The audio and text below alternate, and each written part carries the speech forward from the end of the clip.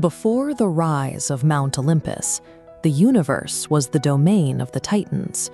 Their king, Cronus, ruled over a primal landscape that existed long before the first humans walked the earth. Cronus had taken this throne by force.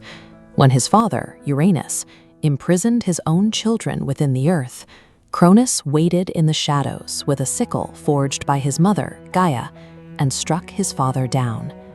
This initial act of patricide set the tone for the new era. Cronus founded his kingdom on the blood of his predecessor, proving that in the age of the Titans, authority was synonymous with betrayal. Having seized power through treachery, Cronus lived in constant expectation of his own downfall. He knew that a crown won through a sickle could be lost just as easily. The fear became reality when Gaia and Uranus delivered a prophecy. They warned Cronus that just as he had overthrown his father, one of his own children would someday rise to overthrow him. Pacing quickened slightly. Cronus collapsed into a state of total paranoia. He viewed his growing family not as heirs, but as direct rivals to his absolute control over the cosmos. When Rhea gave birth to their first daughter, Hestia, Cronus reacted with desperate speed. He took the newborn and swallowed her whole, attempting to physically consume the threat to his reign. This diagram shows the systematic erasure of the next generation. As Rhea birthed Demeter, Hera, Hades, and Poseidon, Cronus consumed them, trapping his destiny. Being immortal, they remained alive, growing to adulthood in the darkness of their father's stomach, in a state of living imprisonment. Cronus believed he was successfully hoarding his power. In reality, by swallowing his children, he was centralizing all his enemies into a single place, ensuring that when his downfall finally came, it would come from within. To save her final child, Rhea handed Cronus a large stone wrapped in heavy blankets. Cronus, blinded by his own frantic need to secure his throne, swallowed the rock immediately, never realizing he had been deceived. The actual child, Zeus, was smuggled to a hidden cave on Mount Ida. On the island of Crete, he was raised in secret, nourished by the milk of the magical goat Amalthea. To drown out the baby's cries, a group of warriors known as the Curetes danced outside the cave. They struck their bronze shields and swords together with such force that the noise echoed across the mountains, masking Zeus's presence from his father's ears. Zeus matured rapidly in the wilderness. He spent his youth among the peaks of Crete, where eagles circled above him and lightning began to dance across the sky whenever his anger flared. Growing up among the elements, Zeus developed a connection to the natural world that his father, isolated in a golden palace, could not comprehend. By the time he reached manhood, the storms themselves seemed to recognize him as their master. Zeus entered the palace of the Titans disguised as a servant. He moved through the halls of power as a ghost, standing within arm's reach of a father who didn't even know he existed. Working with the Titaness Medes, Zeus prepared a magical potion. The goal was no longer just survival. It was the liberation of the siblings who had spent decades in the dark. During a grand feast, Zeus slipped the potion into Cronus's drink.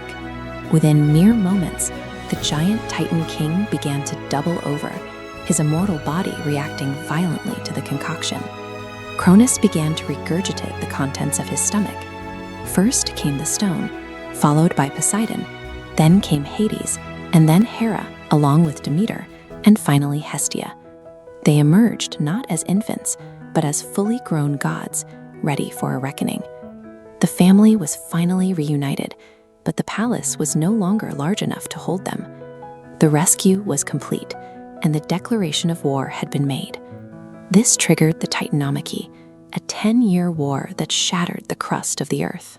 The fighting was so intense that mountains crumbled and rivers were forced into entirely new courses across the landscape. Despite their resolve, the young Olympians struggled. The Titans possessed a massive, raw physical strength that threatened to crush the uprising before it could secure the throne. To tip the scales, Zeus descended into the depths of the earth to free the Cyclopes and the 100-handed ones. These were prisoners Cronus had feared most, and now they owed their freedom to Zeus.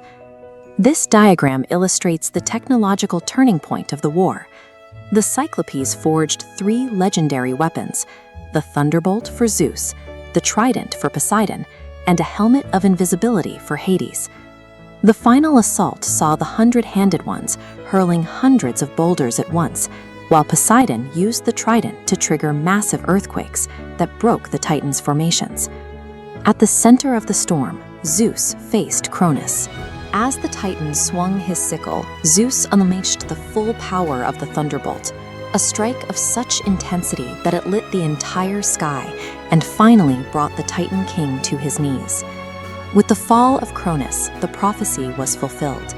The son had successfully taken the throne from the father, ending the era of the Titans. The defeated Titans were cast into Tartarus, a prison deep beneath the underworld. They were locked away forever, guarded by the very 100-handed ones they had once imprisoned. This chart shows how Zeus reorganized the universe. Instead of ruling as a tyrant, he divided existence into 3 realms. Zeus took the heavens, Poseidon the seas, and Hades the underworld.